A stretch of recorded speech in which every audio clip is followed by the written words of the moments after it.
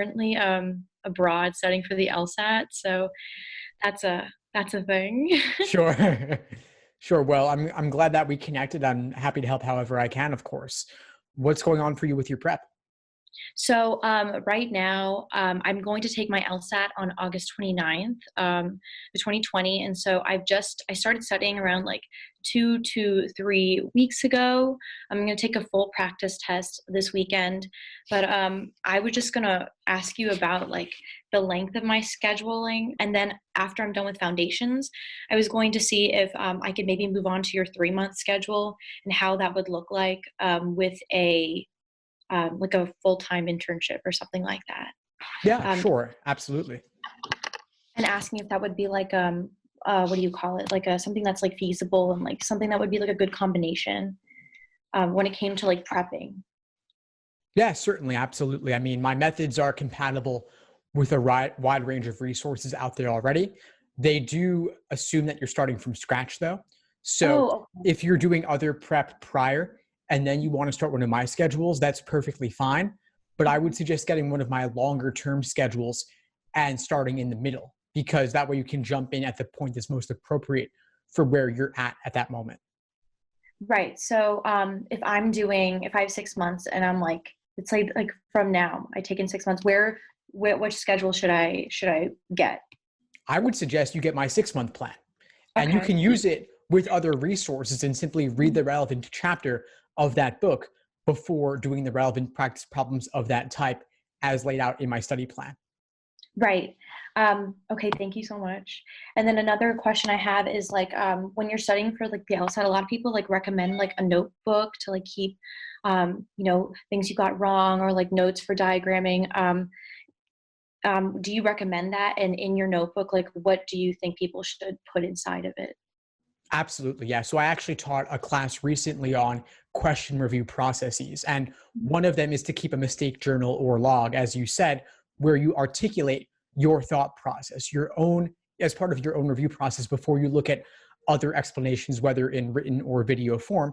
You first analyze what you were thinking in the moment. And so let's say for logical reasoning, what was tempting about the wrong answer that made you pick it, and what ultimately makes it wrong, and what was discouraging about the right answer that pushed you away from it, and what ultimately made it correct. And if you want Right. to take that to the next level, you could actually write out your own explanations as if you were trying to explain the problem to somebody else. That's what I'm doing right now because I'm in the middle of like I just learned like most of the annotations, like the contrapositives for all the logic games, and it's I'm not gonna lie to you, like they're very fun. And so like when I get one wrong, it's kind of like, oh well, you weren't thinking, you weren't reading the. I have a problem with like just like skipping over the question or like not reading like the right, not like skipping it over, but it being like what is false, and I'll be like in my mind, it's I read it as oh what's true, and so I think just like being careful in that, and like that goes on to like my second question. I just I was gonna ask you like what are the best habits to establish like early on in studying because I am scoring for 170 plus just because of like scholarship money and obviously like getting into a great school, but I don't want to be making mistakes early on right now to where like I'll become hard headed in the future in these future months. Of course. Well, one of them, as we said, is the review process, slowing down, doing fewer exams, fewer questions, and reviewing them in more detail. That's a good habit to instill early. And of course, we're speaking now in early March. You have plenty of time until August to put this into practice. So that's great. The second thing I would say is, which you're also doing already as well, is having a defined plan of attack. So you're not just randomly doing exam after exam and measuring yourself. You're slowing down, you're building the foundation first, looking to get a comprehensive overview of each section and question type. So you are approaching this systematically, and I think that's all good. So I would just say keep doing what you're doing, use the best resources possible, which you are doing, to learn the basics and learn the proper perspective from which to view each question before simply jumping in. Right. I just like I'm feeling like whenever I'm like reading like a lot of the questions, like, I'm just like missing. I'm like missing words or like some words that like I'm thinking aren't like translating like when people like I've just like started saying if I see either or, I just cross out either. I'm like, nope, no, I don't. That doesn't matter. But like it's I don't know. It's been I was like I listened to your podcast like on my commute like to and from university, and so I'm just like, well, okay, and like you, it offers like so many like helpful resources, and I don't want to be stuck in the swarm of like so many like different like systems and like ways, because I know that if you go from, what's great about your program is because you use like, okay, practice test, these are the questions I want you to do from the actual LSAT. I feel like it's really important at least like to just stick to like one system.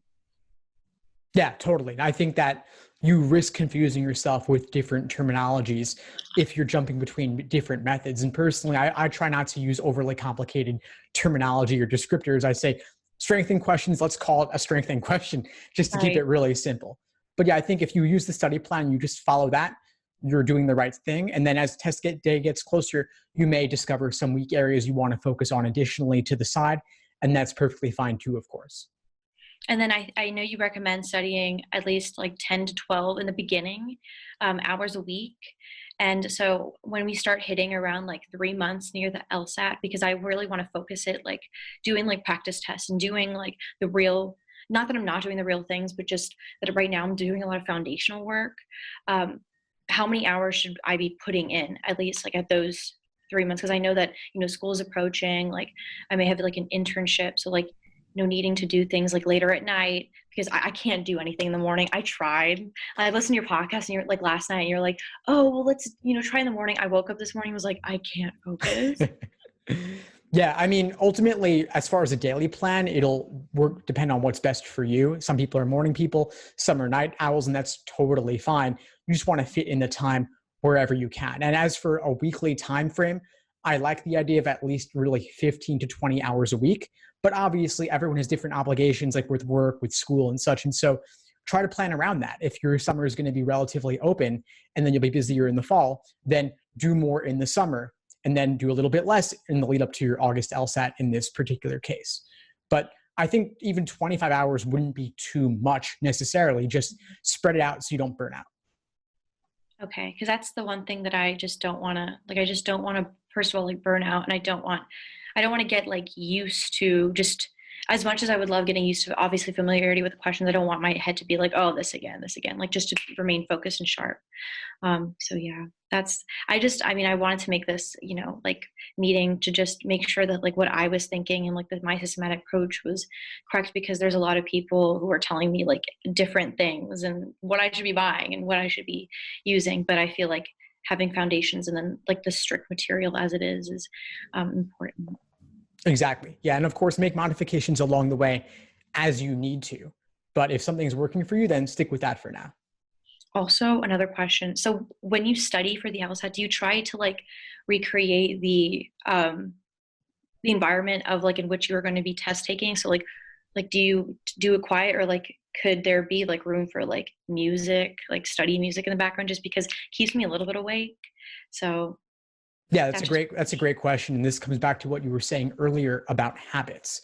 I didn't mhm, bring it up earlier because you're not at that stage yet. But mhm. as test day gets closer, and I would say really with if we're speaking now with a 6 month timeline up ahead, maybe when you hit the 3 month mark, at that point you may want to start doing full length timed exams to work on your endurance and also properly simulating test day conditions.